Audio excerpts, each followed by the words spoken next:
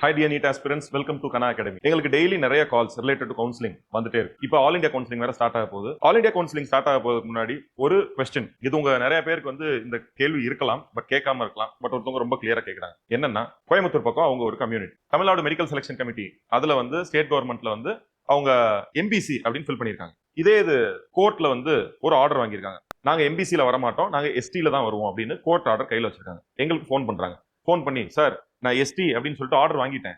இப்ப நான் வந்து எம்சிசில, அதாவது ஆல் இந்தியா கவுன்சிலிங் அப்ளை பண்ணும்போது நான் எஸ்டின்னு அப்ளை பண்ண போறேன், அப்படி பண்ணலாமா அப்படின்னு கேக்குறாங்க. அப்ப நாங்க கேட்டோம், நீங்க வந்து எக்ஸாம் எழுத போறதுக்கு முன்னாடி என்டிஏல, அதாவது நீட் எக்ஸாம்க்கு அப்ளை பண்ணுவோம் பாத்தீங்களா, என்டிஏல நீங்க என்ன கொடுத்துருந்தீங்க அப்படின்னு கேட்டோம். அவங்க சொன்னாங்க, சார் நான் வந்து ஜெனரல் தான் கொடுத்திருந்தேன், நான் இப்ப வந்து ஆல் இந்தியா கவுன்சிலிங் வந்து ஃபில் பண்ணும்போது நான் எஸ்டின்னு கொடுக்க போறேன், ஏன்னா என்கிட்ட கோர்ட் ஆர்டர் இருக்கு அப்படின்னு. இதுதான் கொஸ்டின்.